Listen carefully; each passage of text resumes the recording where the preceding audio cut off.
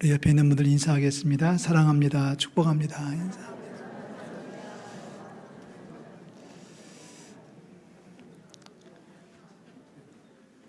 사랑하고 축복합니다.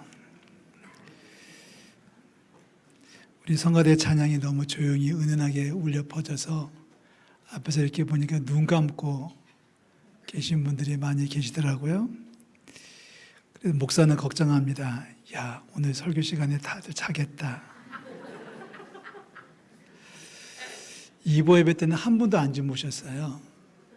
이유는 교회 안에 말벌이 한 마리 돌아다니고 있었기 때문에 그 말벌이 주무시는 분들을 다 꽂을 것 같아가지고 그거 피하느냐고 다들 눈을 불이 나게 뜨고서 이제 피했는데, 걱정하지 마십시오. 11시 21분에 제가 당수로 잡았습니다. 제가 서 있는 곳에 내려앉길래 제가 탁 쳐가지고, 카메라가 잡을 수 있나요? 여기에 지금 흔적이 이렇게 시커멓게 남아 있어요.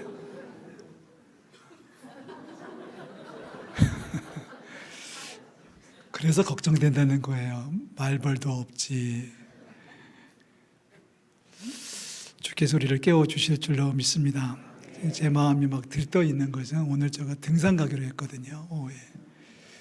그래서 빨리 예배 마치고 밥 먹고 출발해서 이제 건강 걷기 출발할 겁니다.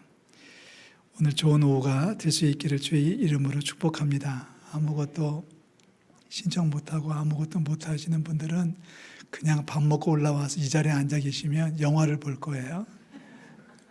영화는 제한이 없는데 몇 개는 지금 인원이 차가지고 들어올 수 없다고 그러죠. 오늘 오후는 모둠으로 대체하는 것을 기억해 주시고요. 오늘 모둠을 통해서 많이 친해지고 또 접하는 시간들이 될 수 있기를 주의 이름으로 축복합니다. 창세기를 탁 열면 하나님께서 세상을 만드셨다는 이야기로 시작을 하지 않습니까? 그래서 사람을 만드실 때 하나님이 너무 좋으셔가지고 심히 좋으셨다고 돼 있고, 너무 좋으신 하나님께서 사람에게 생육하고 번성해라, 그리고 충만하라 이런 말씀을 주셨어요. 다스려라 이런 말씀을 주셨잖아요. 그런데 하나님의 기대에 어긋나게, 하나님의 기대에 부응하지 못한 인간들이 오히려 하나님 앞에 가까이 오지 못하고 죄를 범하기 시작합니다. 뭐를 범해요? 창세기는 하나님이 세상을 만드신 이야기인데 놀랍게도 창세기는 죄가 계속 이어지고 있어요. 첫 번째 죄가 바로 선악과를 따먹는 거였습니다. 에덴에서 살게 해주신 에덴 중앙에 있는 선과 악을 분별할 수 있는 선악과를 따먹으라고 꼬인 녀석이 바로 뱀입니다. 뱀이 여자를 또 남자를 유혹할 때 했던 말이 있죠. 이걸 먹으면 눈이 밝아져서 하나님처럼 될 거야.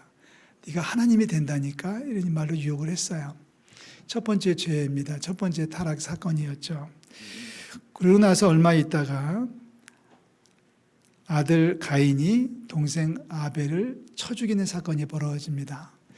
쳐 죽였다고 하는 것은 뭘로 쳤는지는 모르겠어요. 주먹인지 돌인지 뭘로 쳤는지는 모르겠지만 쳐 죽였다고 하는 말 자체는 의도적으로 계획을 해서 사람을 죽였다는 뜻입니다.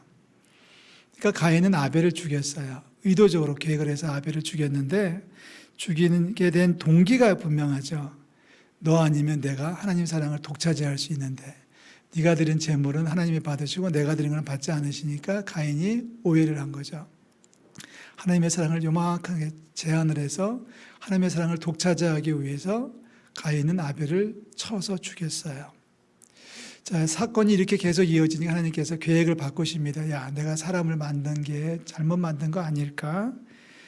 그래서 하나님께서 보시기에 사람의 죄악이 세상에 가득한가? 그의 마음에 생각하는 것이 완악한 것을 보시고 세상에 사람을 만드신 것을 후회를 하셨어요. 한탄하셨어요. 그래서 내리신 심판이 바로 홍수 심판입니다. 홍수로 다 쓸어버리고 다시 사람을 다시 뽑으셔가지고 이제 새로운 세상을 만드시려고 하는 계획을 세우신 하나님, 그래서 많은 사람들을 다 물로 씻어서 죽이시고 홍수로 죽이시고 그리고 나서 노아라고 하는 사람을 구해내셨습니다. 홍수 심판을 겪은 인간들이 그래도 여전히 회개하지 못하고 여전히 생각이 세상으로 치닫고 있어요. 그래서 또 한 번의 죄를 범하게 되는데 그 사건이 바로 바벨탑 사건입니다. 무슨 사건이요? 자, 바벨탑을 만들 때 사람들끼리 했던 말이 있죠.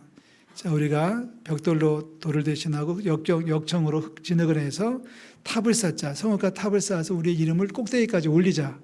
자기들의 이름을 올리겠다고 하는 정말 어처구니 없는 꿈을 꾸기 시작한 것이 바벨탑 사건이에요. 첫 번째 죄는 하나님처럼 되고 싶었다면, 두 번째 죄는 하나님의 사랑을 차지하고 싶었다면, 세 번째 죄는 하나님 없이 자기들끼리만 죄를 범하는 거예요. 우리 이름을 높이내자. 우리의 이름을 자랑해보자. 하나님이 속이 상하셨습니다. 그래서 하나님께서 사람들을 그대로 놔두신 채 이제는 한 가정을, 한 사람을 뽑으십니다. 하나님의 사람을 뽑으시는데 그 사람의 이름이 아브라함이에요. 뭐라고요? 아브라함을 뽑으시는 거예요. 근데 아브라함을 뽑으실 때 첫 번째 관문이 있어요. 첫 번째 시험을 하십니다. 네가 살고 있는 집에서 나와.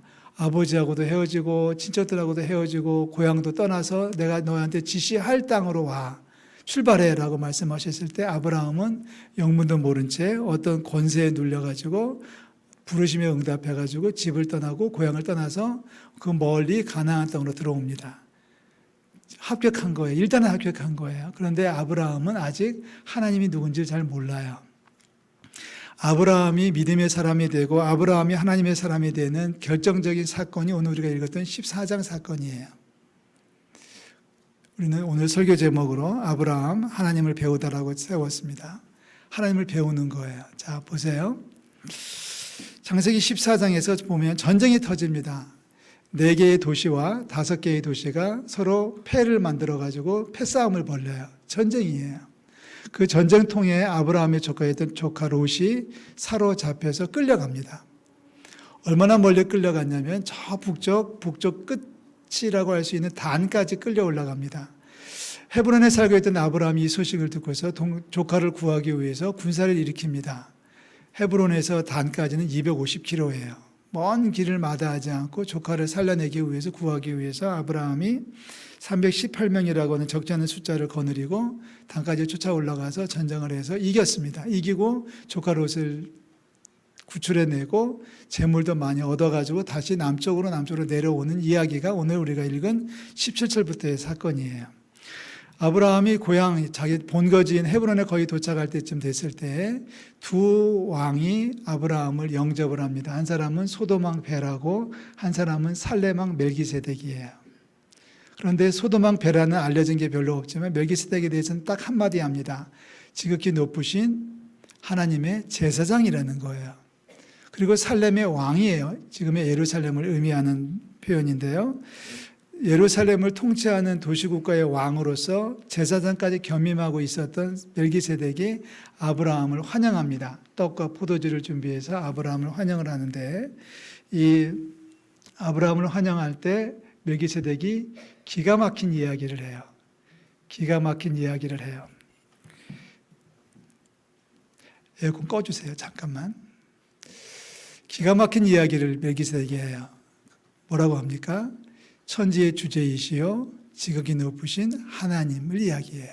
한번 해볼까요? 천지의 주제, 지극히 높으신 하나님. 아브라함은 하나님이 누군지 사실은 몰랐어요.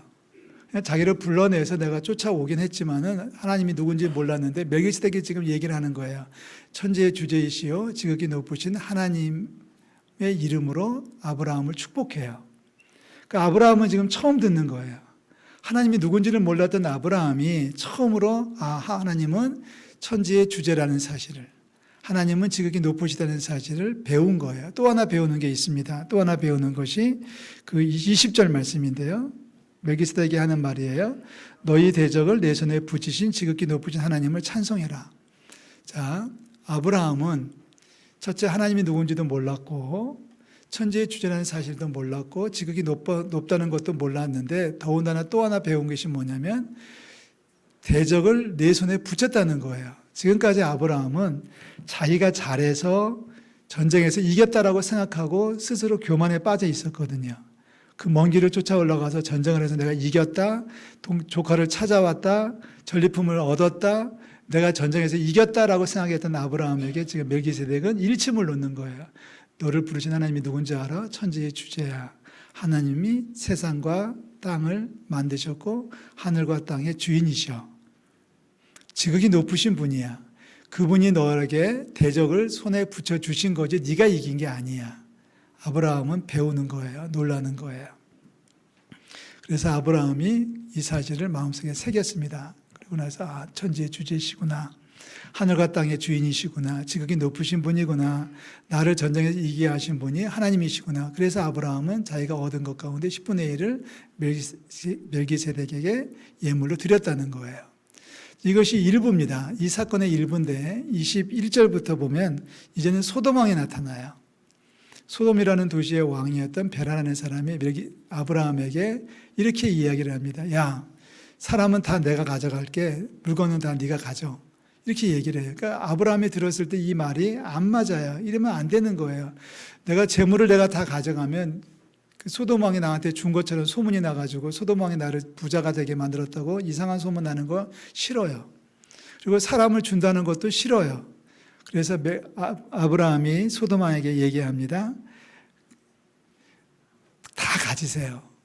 그냥 사람이고 뭐고 다 가지고 다만 나와 함께 전쟁에 참여했던 사람 318명이 집에 갈 때 빈손으로 가면 그러니까 우리 군사들이 가져갈 수 있도록 뭔가 좀 챙겨주세요. 이렇게 말해요. 근데 여기서 중요한 것 한 가지가 있습니다. 여러분 22절 말씀을 한번 보시겠어요? 22절이 이 사건의 핵심입니다. 아브라함이 소돔 왕에게 말합니다. 뭐라고 얘기해요? 다 같이 읽어볼까요? 천지의 주제이시오 지극히 높으신 하나님 여호와께 내가 손을 들어 맹세하노니. 자, 지금 아브라함이 한 번도 안 해본 말을 하는 거예요.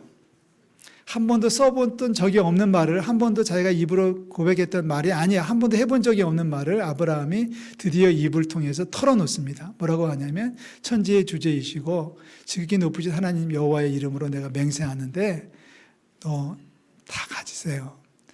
이 모든 게 다 당신 거니까 다 가져가세요. 여기서 아브라함이 쓰는 표현이 너무 놀랍습니다. 천지의 주제이시여 지극히 높으신 하나님의 여호와의 이름을 얘기해요. 자, 언제 배웠어요? 누구한테 배웠어요? 멜기세덱한테 방금 전에 배운 거예요. 학습자예요. 여러분 좋은 것을 배우시고 좋은 것을 기억하시기를 주의 이름으로 축복합니다. 아브라함이 되는 것은 아브라함이 드디어 하나님을 천지의 주제라고 고백하기 시작했고 지극히 높으시다는 것을 고백하기 시작했고 이 모든 것의 주인이 내가 아니라 하나님이라는 사실을 알고 있었습니다. 깨닫는 거예요. 그래서 우리는 아브라함에게서 아브라함이 하나님을 배웠다라고 얘기하고 있고 배운 것을 써먹었을 때 아브라함이 되는 겁니다. 저는 오늘 우리 청년들과 우리 성도들에게 권합니다. 세상에서 배우려고 하지 말고 하나님에게서 배우는 학습자가 되시기를 주의 이름으로 축복합니다. 세상에서 배우는 것은 결국 죄만 만들어낼 뿐이에요. 세상에서 배우면 죄만 만들어질 뿐이에요. 세상에서 배우는 것은 죄일 뿐인데 하나님에게서 배울 때 우리는 하나님 앞에 가까이 나아가는 하늘의 축복을 누리게 될 줄로 믿습니다. 그렇잖아요. 아브라함이 되는 거예요.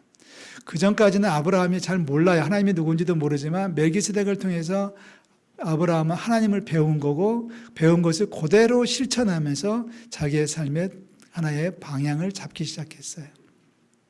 따라하시죠. 세상 안에 있지만 세상에 속하지 않는다.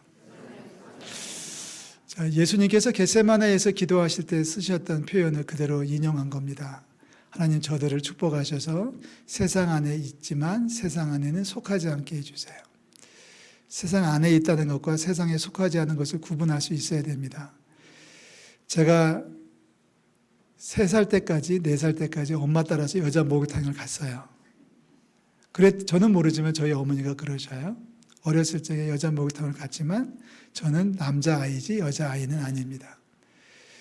2부 때 그런 말씀 드렸는데 제가 여자 중학교를 갔더니 중학교 3학년 때 교복을 입고 여자 중학교에 갔더니 여학생들이 굉장히 소리치고 난리가 나더라고요.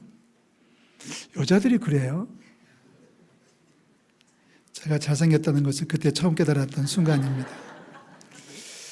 여자 중학교에 심부름이 있어서 갔는데 여자 학생들이 막 난리치고 뭐 어디는 오빠, 누구는 뭐 거의 동생 하면서 뭐 어쩌고저쩌고 막 얘기하는데 문제는 화장실이에요. 학교에 여자 화장실은 있어도 남자 화장실은 없더라고요. 근데 남자가 쓸 수 있는 화장실은 선생님 화장실은 있어요. 순간 고민했습니다. 학생이니까 학생 화장실을 갈 거냐, 남자니까 남자 선생님 화장실을 갈 거냐. 결론은 여러분이 스스로 생각해 보세요. 제가 여학교에 갔다고 제가 여학생 되는 거 아니에요. 우리 여자 청년들이 군대에 위문 갔다고 군인이 되는 거 아니에요. 내 몸은 세상 안에 있어도 세상에 속하지는 않는 거예요. 그리스도인은 그 세상 안에 살지만 어쩔 수 없이 세상 안에 살아야 되잖아요. 내일 출근하면 우리 청년들 출근하면은 믿지 않는 사람과 어울려서 일해야 되잖아요. 시장에 가서 물건 살 때 믿는 집에 골라 다닐 수는 없잖아요. 우리가 사업을 할 때 손님 오시는데 당신 예수 믿어요 안 믿어요 물어볼 수 없잖아요. 세상 사람들과 어울릴 수밖에 없는 것을 세상 안에 있다고 표현하는 거예요. 그러나 어울리더라도 그들을 닮아가지는 않아요. 그들에게서 배우지는 않아요. 그들이 좋아하는 것을 우리가 좋아할 턱이 없어요. 우리는 하나님에게서 배우고 하나님의 말씀으로 살아가는 하나님의 백성이 될 줄로 믿습니다. 이게 오늘 아브라함이 보여주는 중요한 교훈이에요. 하나님에게서 배우다. 하나님을 배우고 배운 대로 살아가는 저와 여러분들이 되시기를 주의 이름으로 축복합니다. 이번 가을에는 하나님을 더 많이 배웠으면 좋겠어요. 하나님을 더 많이 배우고 배운 대로 살아가는 저와 여러분들이 되시기를 주의 이름으로 축복합니다.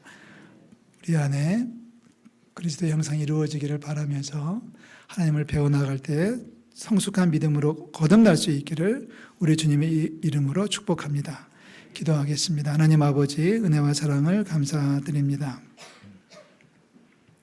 아브라함이 멜기세덱을 통해서 하나님을 배웠듯이 저희도 하나님을 배울 수 있는 축복을 더하여 주시옵소서. 하나님, 세상에 살지라도 세상을 배우지 말게 도와주시고 세상에 살고 있을지라도 하나님을 배우는 축복을 더하여 주시옵소서. 예수님 피땀 흘려 기도하셨던 것처럼 세상 안에 있을지라도 세상에 속하지 않게 도와주시고 하나님 세상 사람들과는 구별된 삶을 살아서 하나님과 함께 세상을 넉넉히 감당하는 축복을 더하여 주시옵소서. 하나님, 하나님을 배우는 거룩한 성도들 마음속에 하늘의 축복을 더하여 주옵시고 하나님에 대해서 배운다면 하나님에 대해서 배운 것을 삶에 그대로 실천할 수 있는 믿음과 용기를 더하여 주시옵소서. 아버지, 우리 성도들을 하나님의 사람으로 세워 주시옵소서. 하나님의 백성으로 삼아 주시옵소서. 하나님을 가르쳐 주시고 하나님을 배워나갈 때 하나님의 백성으로 거듭나는 축복을 더하여 주시옵소서. 예수 그리스도의 이름으로 기도하옵나이다. 아멘.